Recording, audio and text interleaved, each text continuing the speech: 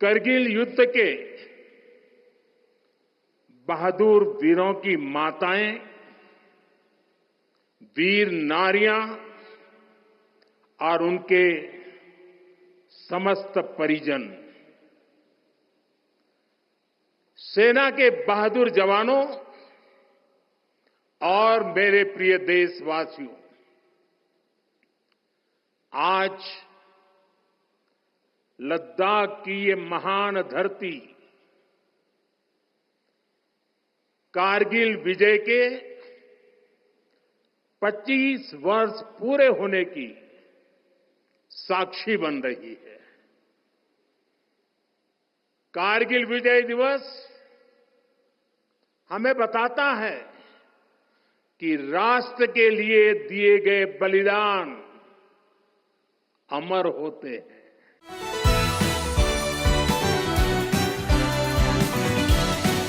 नमस्कार, मैं दौलत शर्मा और आप देख रहे हैं यूआईपी न्यूज। देश भर में कारगिल विजय दिवस की 25वीं वर्षगांठ मनाई जा रही है। इस युद्ध का हिस्सा रहे वीर जवानों की कहानी आज हम आपको सुनाने वाले हैं।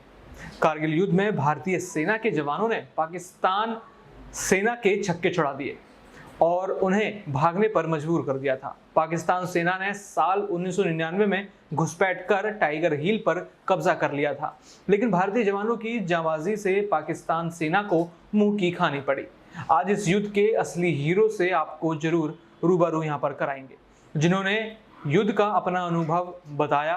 साथ ही उन जवानों की कहानी भी हम आपके लिए लाए हैं जो इस युद्ध में शहीद हुए थे।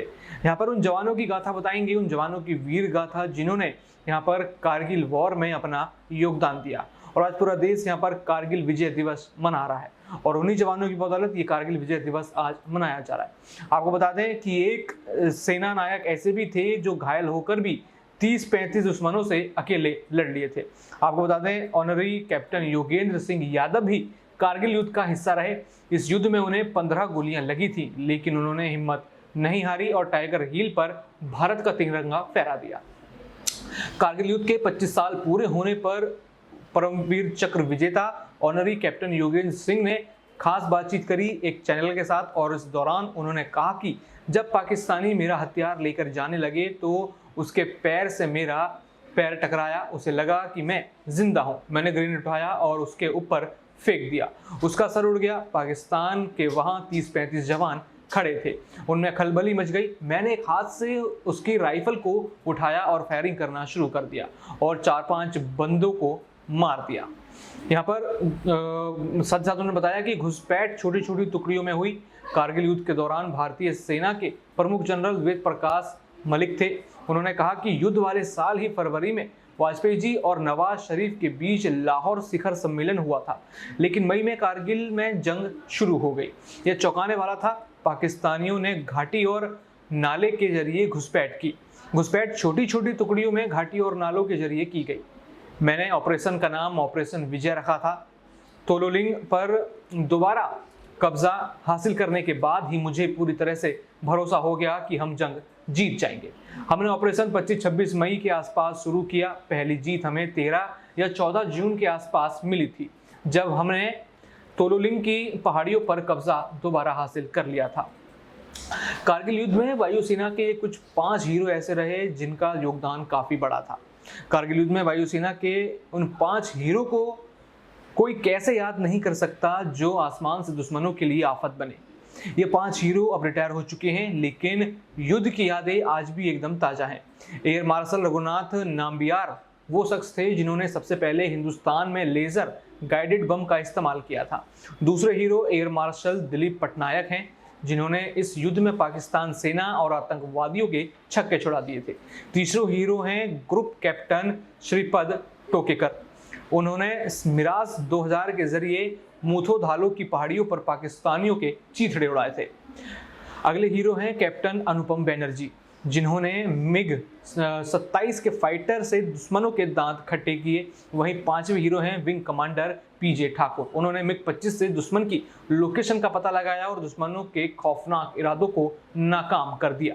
यहाँ पर एक और कैप्टन नचिकेत थे, जिन्होंने यहाँ पर 8 दिन वो पाकिस्तान की कैद में रहे। आखिर सोचिए कि किस तरीके से यहाँ पर जो क्रूर पाकिस्तान है किस तरीके से यहाँ पर वो उनकी कैद में रहे होंगे। आइए पूरी कहानी आपको विस्तार से बताते हैं कि वो 8 दिन कैसे गुजरे। कारगिल युद्ध में शामिल कैप्टन नचिकेता ने युद्ध से जुड़े कई किस्से सुनाए और बताया कि मिग-17 के इंजन में आग लगने के बाद उन्हें इमरजेंसी लैंडिंग करनी पड़ी।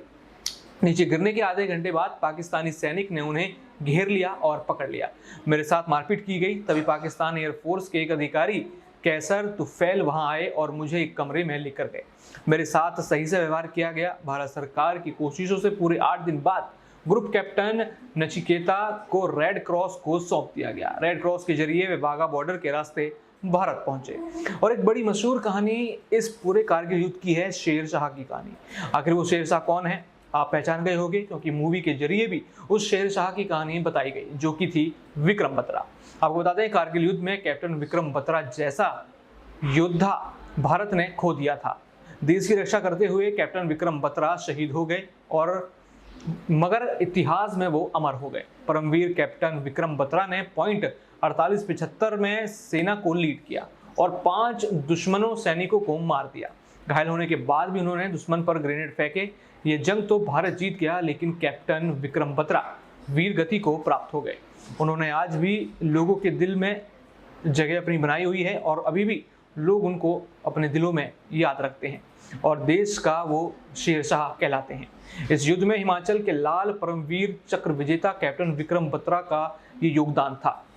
हालांकि यहाँ पर यह भी कहा जाता है कि उनका नाम सुनते ही दुश्मन कांप जाते थे। कैप्टन विक्रम बत्रा देश के दुश्मनों के खिलाफ लड़ते थे और उन्हीं दुश्मनों के खिलाफ लड़ते हुए देश के लिए बलिदान भी हो गए। दुश्मनों को धूल चटाने वाले विक्रम बत्रा का जन्म आपको बता दें 9 सितंबर 1974 को हुआ कांगड़ा जिले के पालमपुर में गुगर गांव में, जिनमें विक्रम को युद्ध में दुश्मन भी शेरशाह के नाम से जानते थे। उनकी बहादुरी देश के लिए मिसाल है। कारगिल युद्ध को सालों बीत गए, लेकिन आज भी इस जाबाज सिपाही की कहानियां लोगों को जोश से भर देती हैं। आज भी जब कई युवा उनके किस्से सुनते हैं तो हर किसी को दिल से एक ही आवाज़ निकलती है कि वह भी कैप्टन बत्रा की तरह ही देश की सेवा करना चाहते हैं। और यहाँ पर एक पिक्चर के माध्यम से भी बताया गया था, जिस पिक्चर का टाइटल भी शेरशाह रखा गया था, जिसमें यहाँ पर आपको बता दें एक्टर सिद्धार्थ मल्होत्रा ने बखूबी यहाँ पर कैप्टन विक्रम बत्रा का किरदार निभाया था। यानी पूरी तरीके से उनको फिल्म में उतार के दिखाया था और कई युवा इस चीज़ से इंस्पायर हुए। और ये थी कारगिल युद्ध की कहानी, कारगिल विजय दिवस की कहानी, जिसको अब पूरा भारत यहाँ पर सेलिब्रेट करता है। यहाँ पर किस तरीके से पाकिस्तान के दांत खट्टी किए गए, किस तरीके से पाकिस्तान की गुस्ताखियों को यहाँ पर पूरी तरीके से नापाक किया गया, ये पूरी कहानी इसकी थी, जिसमें कई सारे फाइटर, कई सारे योद्धा उभर कर निकले।